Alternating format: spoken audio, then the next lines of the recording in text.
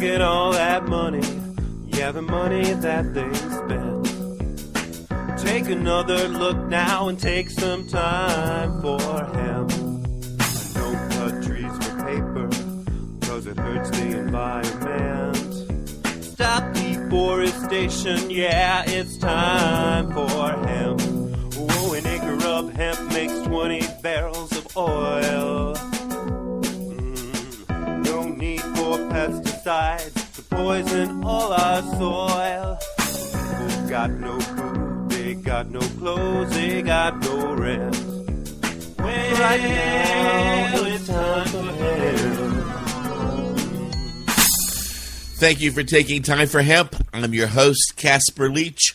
You are listening to Time for Hemp on Tumblr, SoundCloud, iTunes, iHeartRadio. We are also expanding into Podbean and, of course, Roku, and soon we will be everywhere on the Internet. We are broadcasting 24 hours a day, 7 days a week, with a team of people who are dedicated to ending prohibition. Please share us with your friends. A big shout out to all of my friends up in Canada. I want to say thank you to KDK Distributors for being nice enough to give us a grant to keep us loud, proud, and strong. And I also want to thank you all for tuning in and for letting us know that we are a big part of your day as well. So as long as you keep sharing the Time for Hemp Global Broadcasting Network URLs, we will be heard and found by all the people all around the world who enjoy marijuana.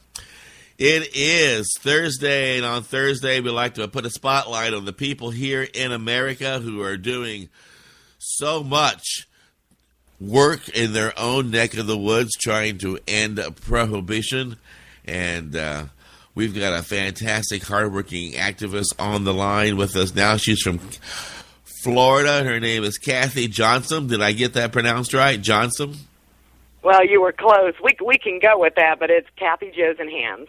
Josenhans. Where's all of the word? I just see Joshan. Yeah, so does everybody. It's okay. I don't see the EN in there. It's okay. I always tell everybody it's Johansson backwards. That way maybe they'll think about Scarlett and think I look like her. Oh, okay. So. Groovy.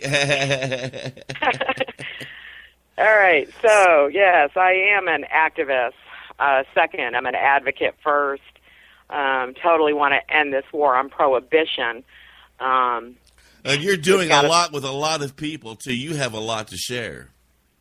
I like to think I do. I like to think that I'm doing everything possible in the state of Florida. We've just got it. This is ridiculous. I mean, people are dropping like flies, and we're still arguing over, we're arguing over whether it helps or not. And we're still in the infancy stages to me. We're getting there. According to the vote that we had there in November, which did not pass that amendment, we actually had, I think, 1 million more votes for medical marijuana than we did for the governor who won. So that should tell you something. We're close to 60% of Floridians who want marijuana. We have most of those people want it completely recreational. So I was really hoping our state was going to go recreational, or going to try to go that way. But we do have a new legislative bill that's being looked at right now, and we're really hoping. Everybody needs to keep their fingers crossed for Floridians. We have a lot of veterans here. We have a lot of sick people here. So that's what we're doing. That's what I'm doing. I'm trying to, push as much as I can and get everybody educated. And, we're trying to promote a love, Now, a lot of people don't seem to understand how it is that the ballot measure got the majority of the vote, but still didn't win. You've got a thing down there in Florida that initiatives have to win by a certain percentage, don't you? Yeah, we have this. If it's an amendment, they passed that law a couple years ago. If it's an amendment, then it has to have 60% of the vote. Now, unless I'm mistaken, when that amendment passed, when the amendment itself that stated all future amendments to be considered law must get 60% of the vote, did that actual amendment not get 60% of the vote? Correct. It got some. Go ahead. I'm laughing. That's stupid. I know. We got 58%. So, 58% of Floridians were for it. I think it's crazy. So now they are pressured. And there's some great articles out there right now, like in the St. Petersburg newspaper, well, actually, Miami Herald, the Sentinel, the Orlando Sentinel.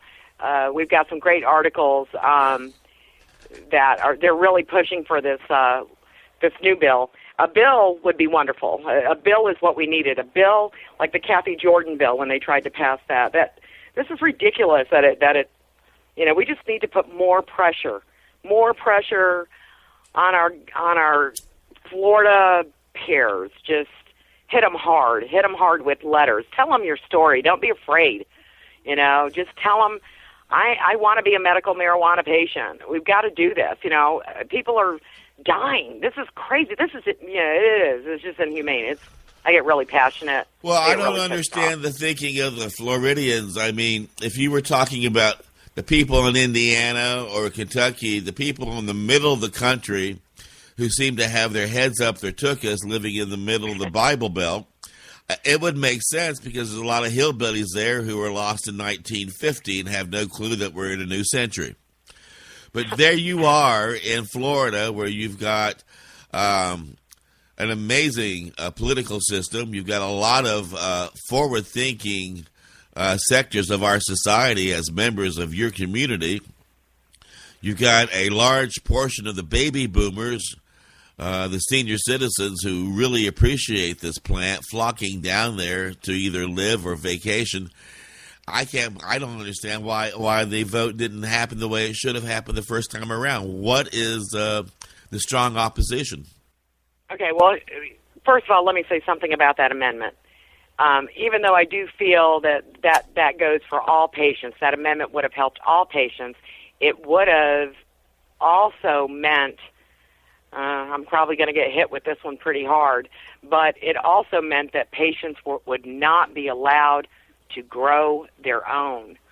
And I am a huge advocate of being able to grow your own organically, the strain that you need for your illness. And, there's a lot of strains out there, and, there's a lot of people, like you said, all the people that flock down here and retire, and they're old hippies, a lot of them, Yeah. That's why we got 58% of the vote. But, there's a lot more to strains now. I mean, and now they're seeing, wait a minute, there's another special on TV. Oh, look, Dr. Sanjay Gupta did a special. He believes in it. I should believe in it. Dr. Oz believes in it. I guess I should look at this. But it does have a lot to do with your strains. Now, even though they're going with the CBD strongly, listen, people, Charlotte's Web is not going to do anything for a lot of people. I mean, we have already, in all the research that's being done all over the world, all over the country, we know that it's hand in hand with THC. You've got to have, even the children with epilepsy have got to have a small amount of THC. They know that the THC works hand in hand. I mean, I think everybody that's listening knows that. So we have to be careful the way we're pushing this bill, because I really feel it's important that patients be able to grow, whether it's 6 plants or 12 plants or whatever they need to grow. It's important that they know and get educated. That's why the research has got to be done. We've got some wonderful colleges here, and universities that could do some tremendous studies and prove and show what works for this. I mean, so once it becomes legal, you go to your doctor, you say, I have spina bifida, or I have MS, I have chronic fatigue syndrome. They're going to know exactly what strain is going to work for you. And, cancer is a whole different ballgame. Yeah. So. Yes, it is. But I can tell you, I'm someone who I'm not very good at growing plants. I don't know what it is. I've never had a green thumb. I live in an apartment complex. It's a small dwelling. It's from my point of view, it's better for me to be in. I tell people I'm in public relations in the marijuana movement. I'm not in sales. I don't sell and grow. No, and I believe that. I believe that we should have caregivers that are able to take your grow. So if you get, a card that says you're allowed to have 6 or 12 plants or whatever it is, 75 plants, 99 plants, 150 plants, you should be able to give your grow to a caregiver who's going to grow your strain and give it to you the way you need it, whether it's for smoking purposes or whether it's to make your extracted cannabis oil. That's awesome. Yes, that's what I was trying to lead up to was, what about those people like me who are just bad at plants? Well, if you were here in Florida, Casper, I could hook you right up. Because we do. We have CTI for medical necessity.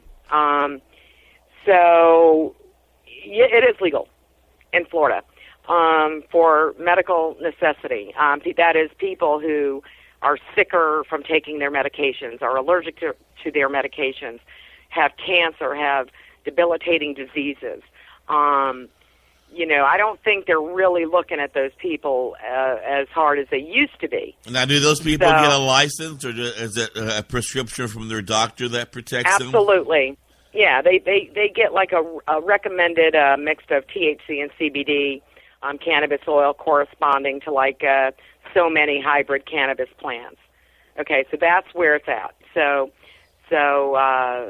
basically a patient can say, okay, I got my recommendation, but I can't grow it because I'm like Casper and I don't have a green thumb. So what do I do now? Well, then you call CTI in Florida, and they're in Jacksonville, Florida. You can anybody can Google this or look it up online if you're in the state of Florida. It's called Cannabinoid Therapy Institute, and they are out of Jacksonville, Florida. And there's also, they have a collective and a patient support line. There are, I really can't tell you right now how many doctors there are that are involved in this, but I know it's more than 6 or 7. Of course, there's many more physicians who believe in it. So we're getting there. And that will give you everything that you need to get started. There's like a 24-hour verification line just in case, you get a knock on the door, knock and shock. Now, people say, well, I can still get busted. Well, if you're really sick, if you're really, really sick, other than you have something that's pretty darn bad, right? Then I would hope that cop or that deputy would have some empathy. I myself, don't know where I want to move yet because I'm really hoping this bill passes, but if it doesn't pass, then I can't help anybody. But if that deputy's not understanding and decides to go ahead with the arrest, I take it that normally the judge understands then? Well, yeah, and the judge can, prosecute. I mean, even if you show, look, I can't take chemo and radiation. It's going to kill me. I just can't do it. It makes me sick, and I'm not doing well. And, I don't know. I would like to think the judges and the attorneys all have a heart. I'd like to think that. And I'd like to think that they say, don't go out there, make sure you're not selling it, make sure you're not giving it away, and, you're using it for your own medicinal use, and I don't really see a problem with it, and let that person go. Just drop it. Just let it go. So that's where we stand in Florida right now. There is a medical necessity, and so that's what people are doing, and they are taking chances. Yes, they're absolutely taking chances because, crap, the whole country is taking a chance. It's still a Schedule I drug. This is ridiculous, It is, but the DEA has made it clear that they're not going to go in and do arrests in states where medical marijuana is legal, and they're not going to go after patients. And so I don't know if they've held up to their word these past few weeks.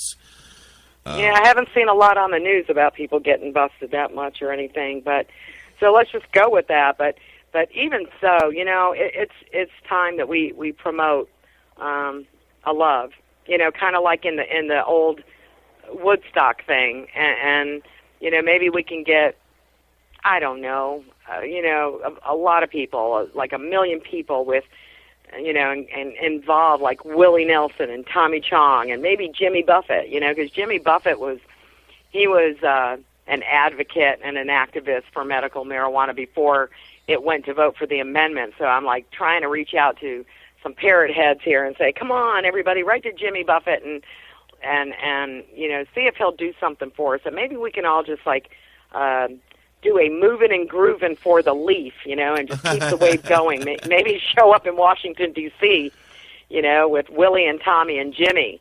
I think that says a lot. I think people have a respect for all three of these gentlemen. Well, no, yeah, and you've hit the nail on the head. It is so difficult to get people in this movement out. Many people are afraid. They're afraid to get put on a list. They're afraid to speak out. They're afraid they're going to get arrested. At the same time, they're self-absorbed. They don't want to spend their money on helping the cause or their time. They would rather spend their money on buying a bag to go and party with their friends. I can't tell you the number of times I've gone into a group of people or to a coffee house trying to raise money for the National Organization for the Reform of Marijuana Laws, NORML, when I was a member of them. And there'd be a lot of people at the coffee house say, I'd love to help you, brother, but I just spent like $80 on a half ounce of pot for my friends and I to smoke tonight at a concert. I'd help you. It's like, well, we'll give you a T-shirt if you give us $20. I'd love to help. And then like 6 weeks later, they're on the phone calling you saying, can you find me a lawyer? I just got busted. And we're like, dude, you need to help us help you. And I applaud you for doing that. I really believe in what NORML does, and I have to say, like, down here right now, I guess there's two new not new. Well, Florida Can's not new, and that is the Kathy Jordan organization.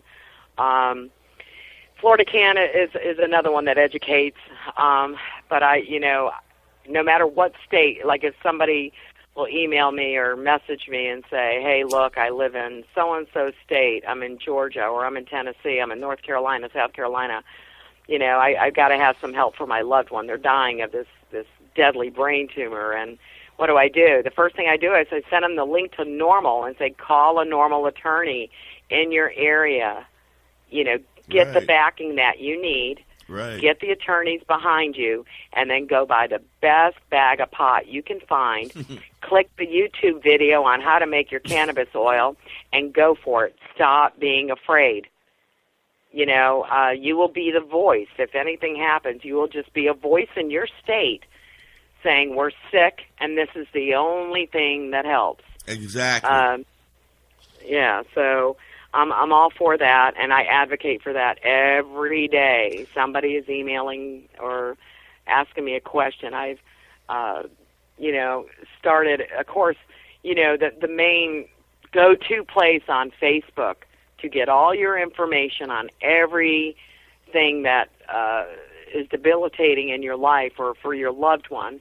Everyone seems to flock to Cannabis Oil Success Stories, and that's run by John Marsh, and I kudos to John for doing everything that he does because, picking up his life and moving to California, helping patients. And then we have, I have so many people I could do a shout out to. We've got webpage for Cannabis for Pets and Vets for Cannabis. And those are all run by, those two sites there are run by Pamela Javid Hames. She's the most empathetic human I think I know for helping people and their pets. I mean, people just have no idea how far this goes, people calling, I've got my 14-year-old Yorkie, and he's very sick. He's got cancer. And boom, there you go. There's all the information that you need for dosing and treating your pet, So it's vets, it's pets, it's people, it's pretty much everybody and anything.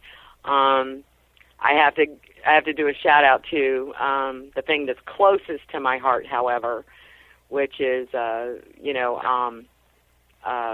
Miriam's Hope Collective in California, who help people every single day with their glioblastoma brain tumors. They got the strain down. It's Harlequin. It's a Harlequin strain. It's killing the glioma cells. What a shame that people have to go to freaking California, Colorado, Washington.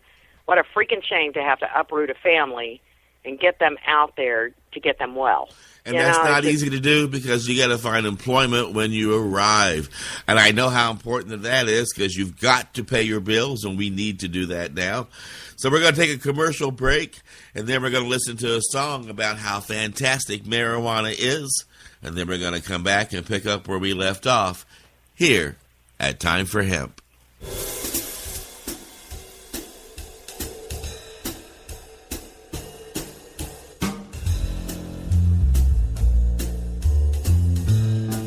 You are listening to the Time for Hemp Global Broadcasting Network.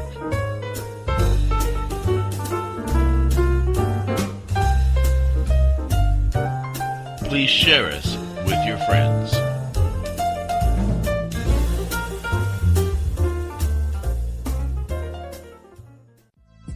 THCF Medical Clinics are the premier physicians clinic in the United States. THCF has offices all across the United States from Hawaii to Michigan. THCF Medical Clinics has helped approximately 150,000 patients obtain their medical marijuana permits to legally possess, grow, and use medical marijuana. If you have chronic pain, multiple sclerosis, or any other neurological degenerative disease, or if you have any gastrointestinal disorders such as GERD, irritable bowel syndrome, or if you have AIDS, cancer, spastic disorders, seizure disorders, or glaucoma, call us at 1-800-723-0188 or visit us online at hemp.org. Again, the number is 1-800-723-0188 and the site is hemp.org.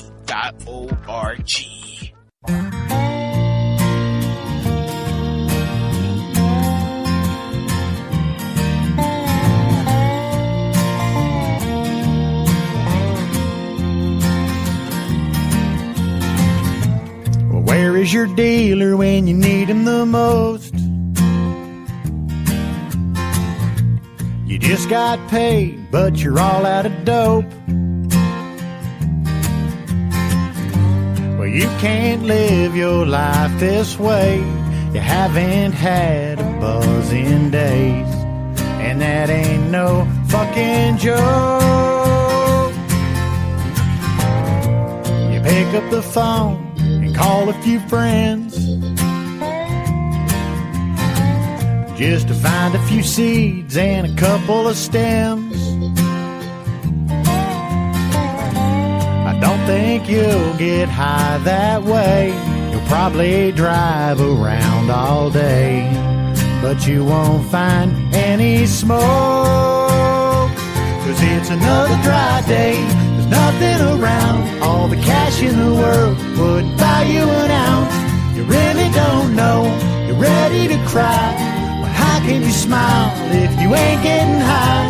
Another dry day going out of your mind. I'm sorry to say, but you wasted your time. Another dry day, it's another dry day.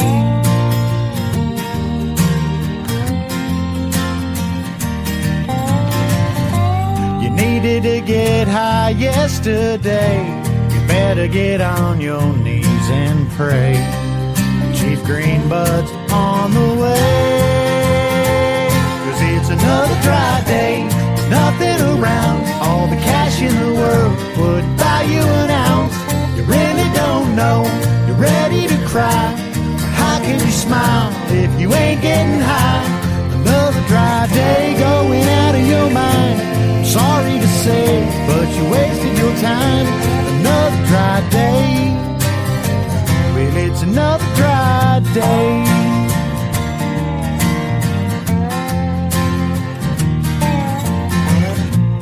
Where is your dealer when you need him the most.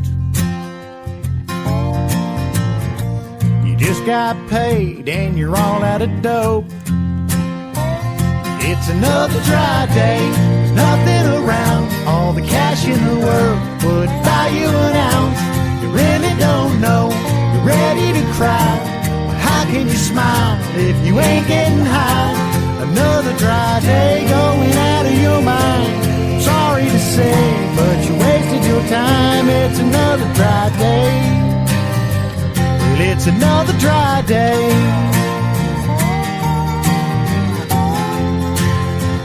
It's another dry day.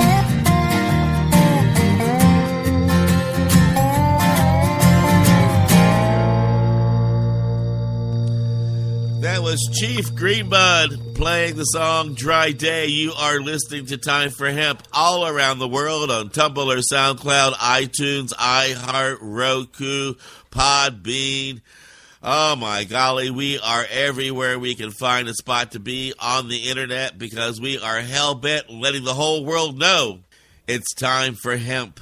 Also, don't forget, anytime you hear the word joint on the big broadcast, nearly 2.5 million people all around the world hit their pipes, their bongs, their vaporizers, and roll up a joint and twist one and have a hit. Because it's a celebration of love. And that way, when we have a joint host involved in a joint conversation, and I say joint that many times, you're about to pass out. Also, be responsible when you smoke marijuana. Please don't puff up on a big old half-pound of pot and then get into an airplane and fly my friends across country. Or get onto a bus and drive my friends across town. Be responsible. Some of us are lucky and have a job where it's mandatory to smoke pot while you're on the job, like this job. But most of us don't have a job like that, so just be responsible, and the whole world should flow in love. We are learning about what's going on in Florida on the marijuana movement. It's front, and it's war on drugs that really is not going to let up. I know that you've got a sheriff in your town that has some opinions about the war on drugs, don't you? I sure do, and I want to tell everybody we got to do a nice big shout-out to Sheriff Jim Manfrey, Flagler County Sheriff's Office, who firsthand has had an experience when his mother had cancer. He is a huge advocate, and I have nothing but pure respect for him, simply because I am a cop's wife. I was married to a deputy sheriff for 20 years, and he was the most awesome deputy sheriff ever.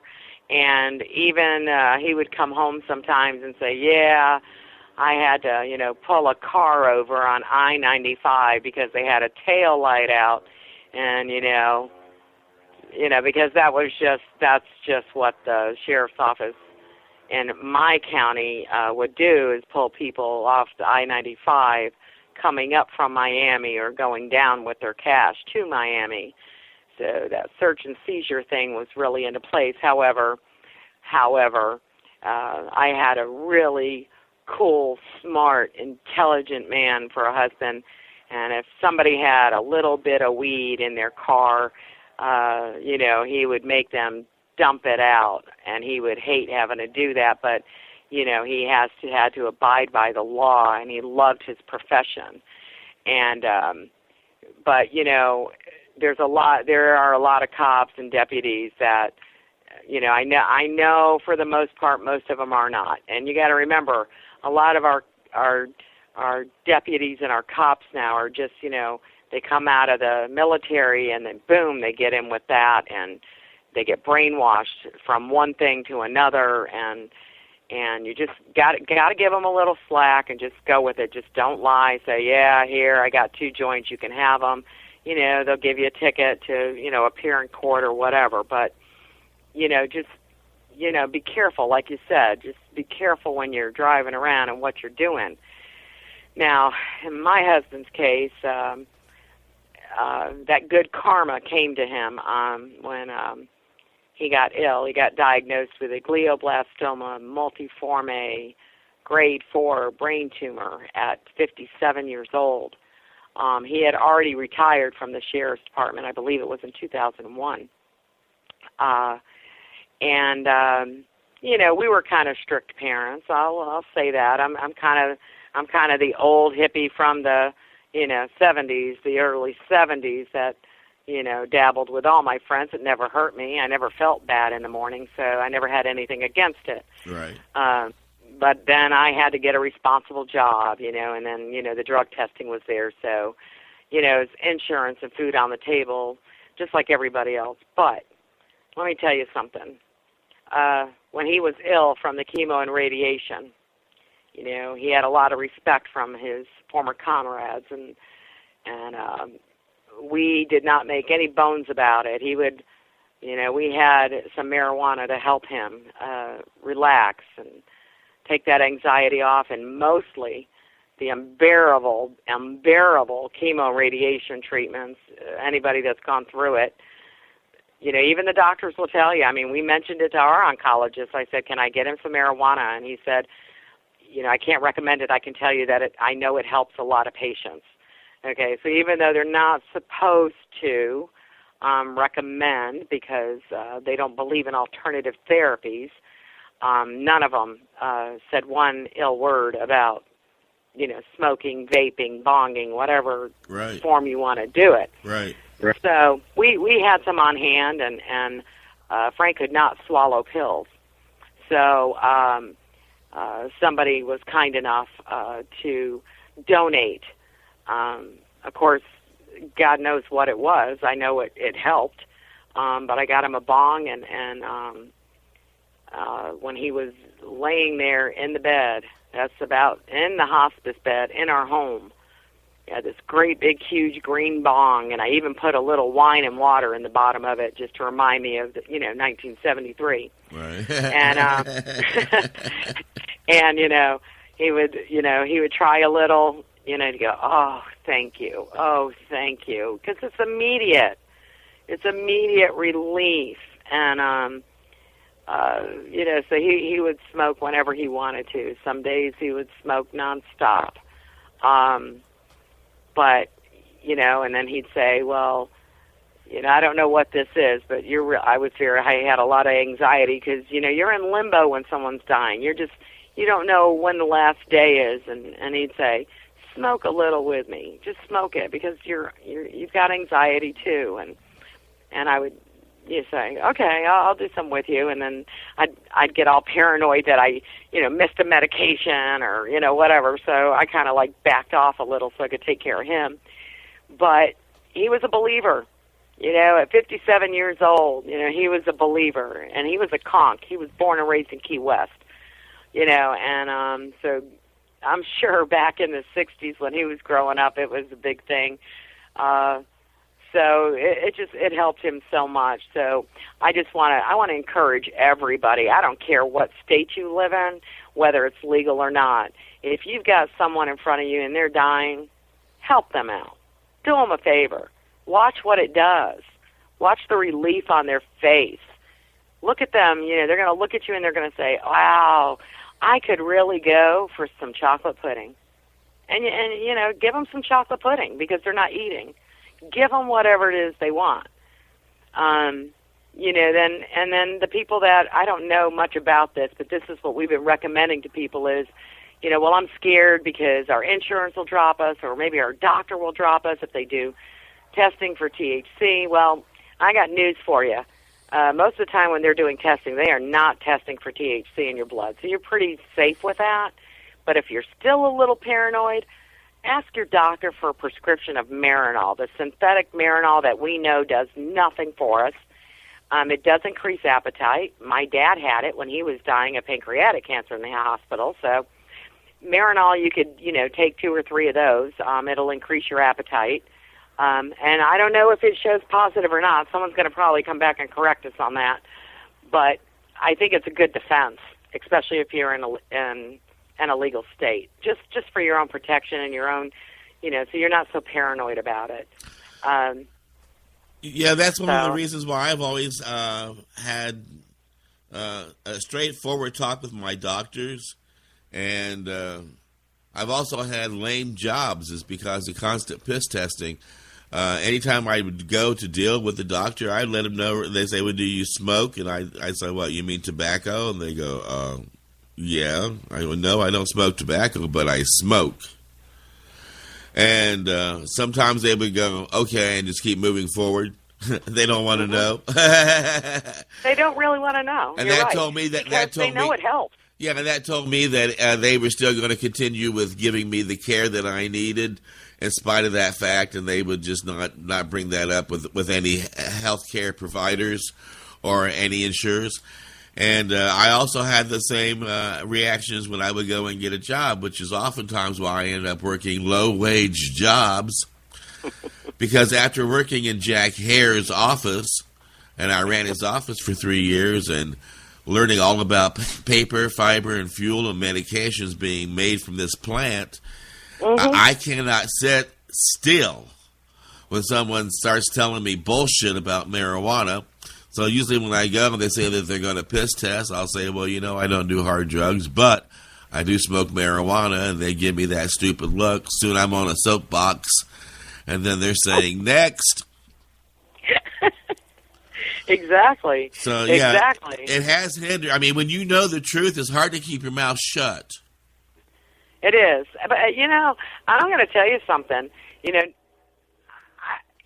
of you that go to, like, neurologists, your neurologists already know. They know. They know they know what it does. They know how it helps. I mean, neurologists are working with, MS. They're working with epilepsy. They're working with all these terrible neurological diseases. And so they know how much it works. So they're not really going to say anything. All they say to us in Florida, to be honest with you, like even my neurologist, I called him one day and I said, hey, I want to know if you'll write me a recommendation for medical marijuana. And he goes, well, I'm for it, but I can't because it's not going to help you. It's CBD, and that's not going to help you. And I'm like, no, doc. So we all slowly are trying to, tell our normal physicians and our general practitioners that there's something to this. And I know they don't sit around. I think most doctors, the only time they research or read is when they're sitting on the John reading their New England Journal of Medicine. And I really do. They don't have the time to do the research like we do, as advocates and activists. I'm on the phone with the National Institute of Health. I'm on the phone with the Brain Tumor Associations, American Cancer Society, and that's what everyone needs to do. You need to push it. You need to find out about the research. You need to find out how to get it funded. And we can't do shit, excuse my French, until this comes off of being a Schedule 1. And I can't throw that out there enough that everybody needs to be writing letters to their congressman. I don't care who your congressman is. I don't care whether you like him or not. Write him a letter and say, this affects me personally. It affects my life. And I can function. I can function on it, and it eases my mind and it eases my soul. And people just need to be personal when they're writing their letters to their governors and their senators. And, you need to go to your city hall meetings. You need to sit down and talk to them in a casual conversation. Invite them to lunch. They'll go, and just speak out, especially in Florida here. We are the third most populous state in the nation, and it's just way past the time that something needs to be done, and that's why I'm really trying to promote something. And I would love everybody's input. You can actually get in contact with me through one of my groups, and I'll throw this group out there, which is. I have a group called Glioblastoma Brain Tumors, GBM4, and Cannabis Oil. and you can just message me in there, and I can give you more information, because I know we need to start a group, and we need to call it Moving and Grooving for the Leaf, to keep the wave going, and whether we all need to do I think we just need to get these popular celebrities and artists in on this, and we all need to just go have a nice little get-together, like a nice Woodstock, like with a barbecue type of situation. There you go. And go hang out in Washington, D.C. for a couple days or a long weekend, and just... Well, it's getting to the point where people are now feeling safe to do that. I can tell you that we never understood why it didn't happen in the 90s or at the turn of the century, because we knew for a fact that there was like 70 million people in America who smoked marijuana or whatever. But they were also afraid to turn out because they're going to get on a list, or they're going to be seen on camera. They might lose their jobs. Well, now here, there are now so many people who are using medical marijuana, and so many states have approved it, that even if you are on a list, who cares? No one's, and the government's got time to look at the damn list. Right. And, I know that I have sat down with, nurses and politicians, and even though they agree with me, they won't come out of the damn closet, and it's so frustrating, because I say, just help me, just help me. One person a day that understands and gets educated. I mean, that's what it's going to take. But we need to totally I don't even, to be honest with you, I don't even believe in. I just believe it all needs to be free. It's all of it. It was given to us on this earth. So, when I get all the religious people, and, I'm not saying I don't believe in God, because I do, because He gave us this wonderful, wonderful plant, and, I still run across people who think you cut off the leaves and you bake them, and I mean, there's just so much, there's just no education. I know it's funny because I tell people what they can do with the leaves. They can put it in a smoothie, and there's your omega-3s. That's what I tell them. And they go, I won't get high. No, sorry. You won't get high off of that. You need to do a little Google search, okay? Yeah, but, really.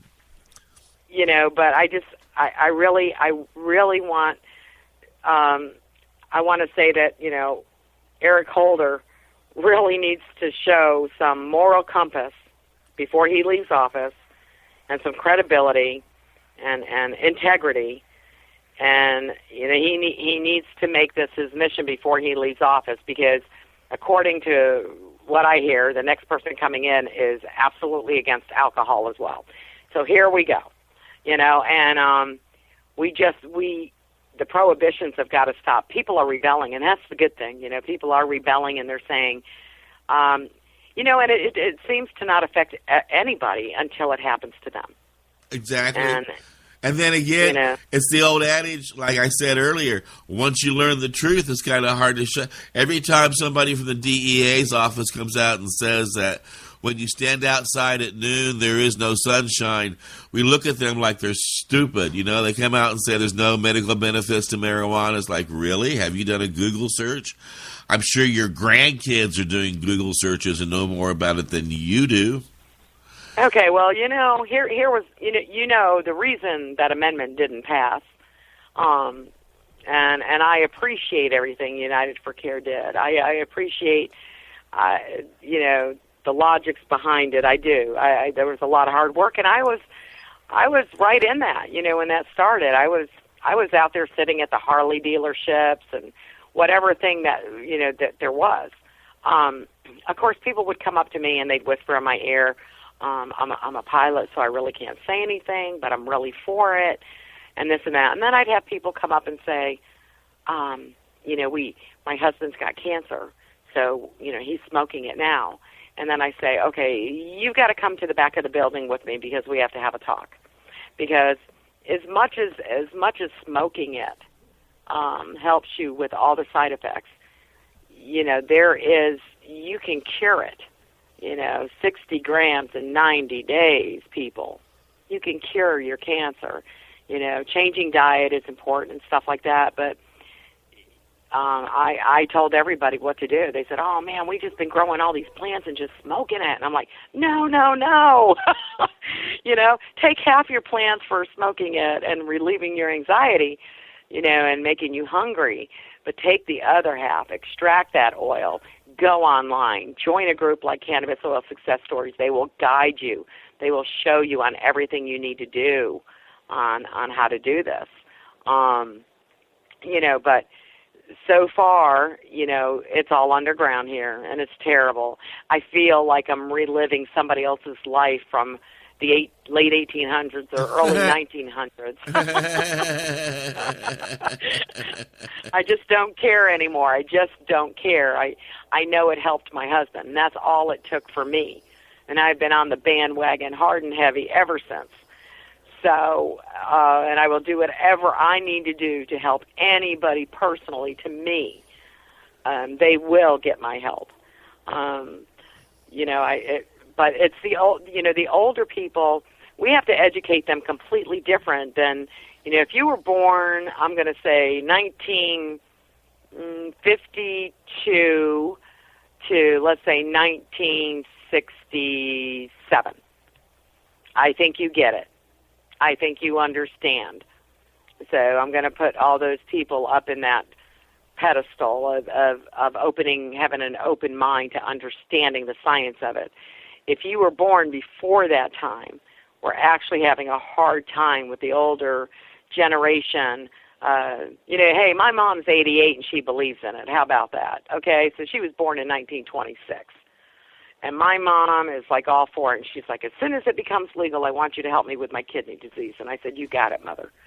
Yeah, there was that one generation. And it was just that, because I was born in 55. And when I started smoking it, I came in at 18, and I had these red eyes, and my grandma looked at me, and she said, are you hungry? And I went, well, she says, I bet you want some pie, don't you? And I went, what? And she looked over at my grandpa, and she goes, Albert, he's been smoking that wacky weed. Wacky weed. I still love that. And my grandpa looked at me and went, your eyes are red, boy. You been smoking that rope weed? And I went, rope weed. He goes, yeah, we made rope out of what you're smoking now. I go, huh? He goes, I used to smoke it too. I bet you're hungry, aren't you? And I went, huh? And that's why you're okay. Yeah. So that's why you're okay today. Is because your grandpa smoked it. Yeah, my grandparents smoked it, and they knew about it and understood it, grew it, made products out of it. Yeah. It was the World War II generation where Anslinger woke up one morning and had gas and decided we were going to change the law. And I've often said that senior citizens and teenagers have one thing in common. They both hate middle-aged people. Yeah. But, I do. I'll take those older people aside, like when I was helping United for Care and all that, and they say, "Oh no, this made my son a drug addict, a heroin drug addict." I'm like, no. The reason your son or your grandson, whatever, became a heroin drug addict is because they had an addictive personality, and I have an addictive personality with coffee. Okay. So, it's kind of like trying to get those people to understand they have to get educated. So we have to educate everyone and let them know that the Revolutionary War soldiers used it, our Civil War soldiers used it, Eli Lilly made it, and all these other pharmaceutical companies made it. That's how you have to get to the older generation. And then they look at you like with the deer eyes, what? Well, I got to stop and take our second commercial break. We are late in doing that. I've enjoyed the conversation so much, but we will be right back in just a minute here at Time for Hemp.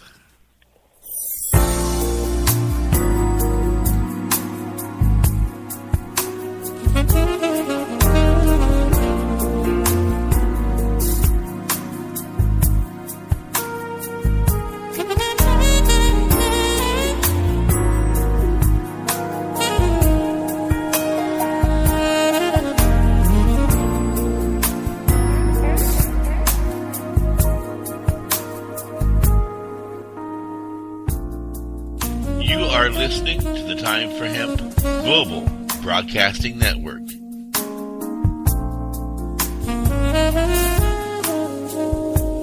share us with your friends.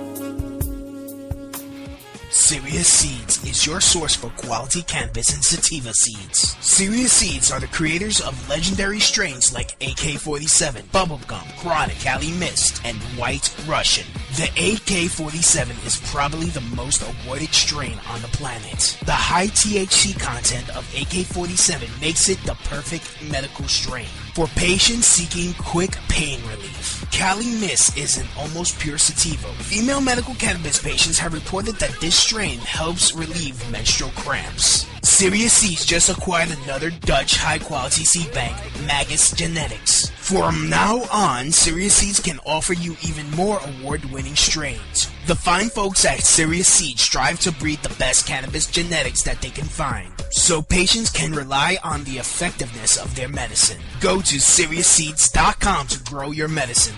That site again is SeriousSeeds.com.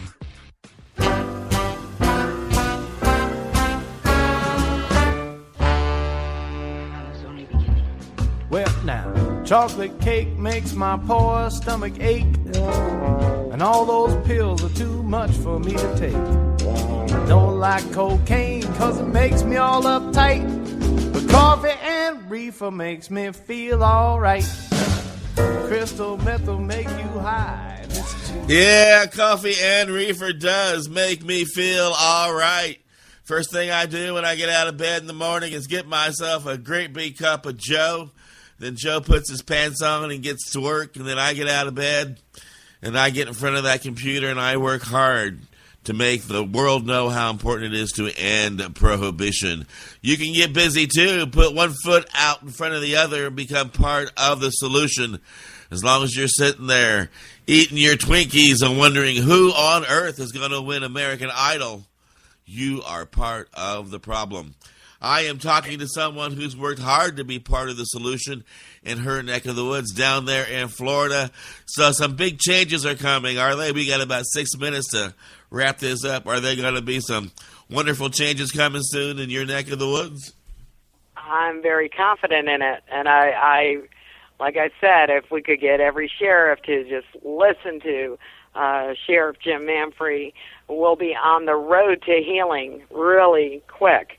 And let's get this off of Schedule 1, people, and let's start moving and grooving for the leaf, and let's try to do everything we can do. It's helping people. When you were talking earlier about the insurance and VA and stuff like that, and THC showing up,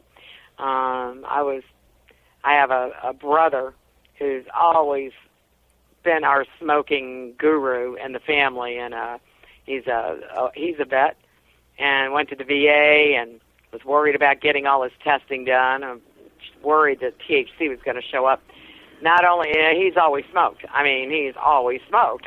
So I don't want to give away his age here, but he has just always smoked and been a big believer. And he went and took his test, and I said, "Aren't you worried about the THC?" And he's gone, "No." I said, "They didn't say nothing to you?" He said, "No, they didn't say anything to me." And he said, "Wait a minute. Yes, they did. Yes, they did. They tell me I was the healthiest veteran in the entire system." So, how cool. If that doesn't tell you. Yeah, exactly. Well, it seems like every time I turn around, I'm hearing about how medical marijuana is helping people in different aspects of their lives. First you hear about cancer, then you hear how it helps with Alzheimer's, then you hear how it helps with tumors, then you hear how it helps with problems with your indigestion. It's like, good golly, you hear that you can rub it onto your skin and help with your pain from arthritis. You can help with burns. It's like, really, it's like every time I turn around, there's some kind of new research telling me, and which explains why it is when you hear, well, how old are you? People say, well, I'm 60, but in drug years, that's 142. Yeah. Well, and when you just said that, it reverses dementia and Alzheimer's. I mean, it reverses it. I'm not saying completely and totally, depends on when you catch it. It also helps with shingles. It helps with herpes. It helps with, I can go on. The list goes on and on. MRSA. Are you kidding me? I mean, you get a staph infection? Start incorporating a little cannabis oil in your diet and see what happens. See how you feel. So, it's wide open, and I know people go, it's not a cure-all for everything. Well, guess what, folks? Yes, it is. It's a cure-all for everything. It just depends on what strain you're getting. So if you're looking for like Charlotte's Web to cure your cancer, it's not going to happen. Well, when they first started coming out, because when I worked in Jack's office, we were all focused on the 50,000 different products that could be made from this plant. Mm-hmm. And people started talking to Jack about trying to end prohibition by pointing out all the medical aspects of this plant. And Jack said, well, that's old news. No one really cared. And maybe not. So when they started working on that, started bringing that information out, it almost sounded to me as if they were doing the snake oil salesman routine at first. Yeah. Like you said, it cures everything or it helps with everything. But when you get right down to it, some aspect of this plant, whether it be the oil or the seed or the leaf or the bud, some aspect helps your body in some way. Well, look at you. I mean, you've proven that it's a body preservative. Exactly.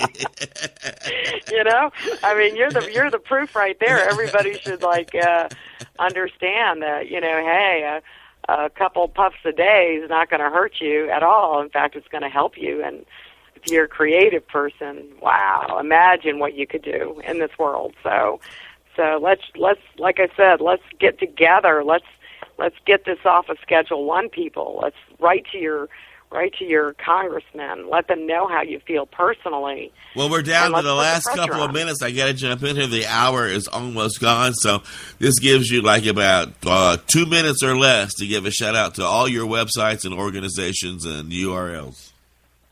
Okay, here we go. Really quickly, if you have a glioblastoma brain tumor and you have no help, I want you to join glioblastoma brain tumor, GBM4, and cannabis oil. You can just Google that. We should come up. If you're a Vietnam veteran with a glioblastoma multiforme, we have proof that you have been exposed probably all at the same time to something. So we have another group for that does not promote cannabis, but it is very important. A shout-out to John Marsh and Cannabis Oil Success Story, who helps thousands and thousands of people every day. Shout-out to my girlfriend Diana with Marion's Hope Collective in California, helping brain tumor patients among many, many, many other ailments. And, of course, to my girl Pamela, who helps with the Pets on Cannabis or Cannabis for Pets and Vets on Cannabis. There's a couple veteran cannabis organizations here in Florida. One is Veterans Co-op. You can just Facebook search that. And we're all here to help however we can. And anybody can contact me through any of those sites that I just mentioned. And remember, the next time you hear me, you'll know that it's time for hemp. Look at all that money, yeah, the money that they spend. Take another look and spend some time for hemp. Don't cut trees for paper, 'cause it hurts the environment. Stop deforestation, yes, it's time for hemp. Whoa, an acre of hemp makes 20 bales of